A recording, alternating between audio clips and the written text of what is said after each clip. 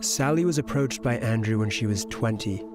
Due to fears of harassment from his fan base, she's withholding her real name. First night that I worked for him, Andrew bought me like 5 bottles of wine. So I got completely drunk because I'd never done webcam work. So I was very, very nervous. Then that night, we were just sitting on the bed and Andrew punched me in my arm. I went to the bathroom and cried. It really, really hurt to have someone just hit me in the arm for no reason. I was very confused. Sorry. Sorry, I don't want to cry. It's okay. So then when I came out of the bathroom, he was super, super nice. Like, from what I remember, Andrew didn't have any alcohol at all. It was literally just me. That night we cuddled and we ended up having sex and I was really, really drunk. That was my first night. Then it was kind of like every single night I would work. But as soon as he handed me my money, I soon forgot about him hitting me and everything else. And it was just like, wow, I've got all this money now. Like, he would just pay me a flat fee of £15 an hour, which back then was fantastic. I was making £5 an hour at my 9-to-5 job. But when you look at the money that I was actually bringing in, it just doesn't even scratch the surface. Were there any other instances where there was physical abuse? Yeah, so when we moved into the bigger apartment, that's when more girls started coming into the apartment to work for Andrew. And that's when I just witnessed so much, like verbal, physical, not just to me, but the other women involved. And it just got worse over time. Andrew would call us lazy hoes. I saw him smack girls with a belt because she wanted a lion. He used to strangle us as well.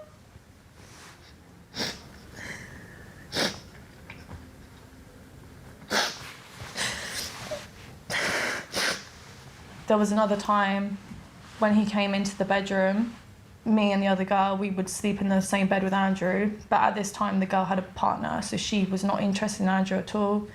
And I had gone to the shower, I came back and I noticed he was, like, I saw him raping her.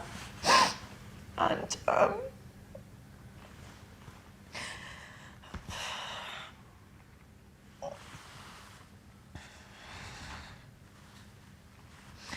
when he threatened to beat me up in the bathroom and he said, oh, I don't give a fuck if you call the police, I'm gonna beat the shit out of you.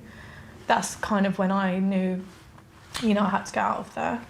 I stopped working for Andrew about March, April time, and I went to the police shortly after that. Nothing was done, really. They didn't take me in for questioning, they didn't interview me. The other girl that he had raped, she went to the police. And then that's when they arrested him and took him into custody for like 2 days.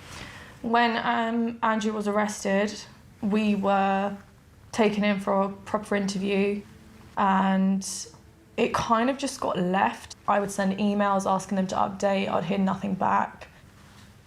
When we reached out to Hertfordshire Police about this, they had this to say.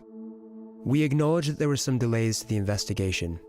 This was addressed at the time and apologies were made. The case was only closed in late 2019 after a case file had been sent to the Crown Prosecution Service and they took the decision not to prosecute. All those involved in the investigation were further updated at the time. The Crown Prosecution Service said in this case we carefully reviewed all the evidence provided by the police regarding each complainant and concluded it did not meet our legal test and there was no realistic prospect of a conviction.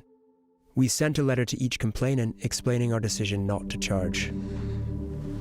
When he went into Big Brother, that's when they started to take things seriously. He's on TV, we need to get him out. They told me, oh, the producers don't want to release him because he's proving to be entertaining.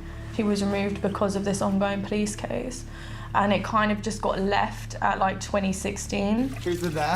We reached out to Banijay UK, the company behind Big Brother, and they said, as soon as we were made aware by Hertfordshire Police on the 8th of June 2016 that Andrew Tate was being investigated by the police, we began a process of extensive consultation with Channel 5 and legal teams, including the lawyers representing Andrew Tate. During this period, and whilst we sought to clarify the details required by Channel 5 on the police investigation, Andrew was closely monitored at all times. He was removed from the house on the 13th of June. And since then, has anything come of it?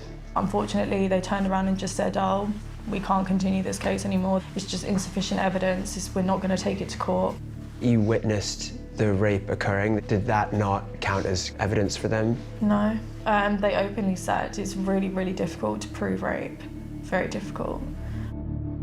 In the UK, only 1 in 100 reported rapes result in a charge, let alone a conviction.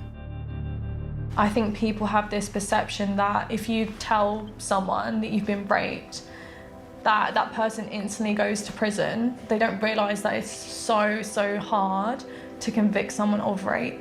In a statement issued via his lawyer in Romania, Tate denied assault or rape. He said, "They wanted money because I fired them. The police understood after the investigation that I am innocent, and the police found messages from the girls' phones where they were talking between themselves and planning to lie about me."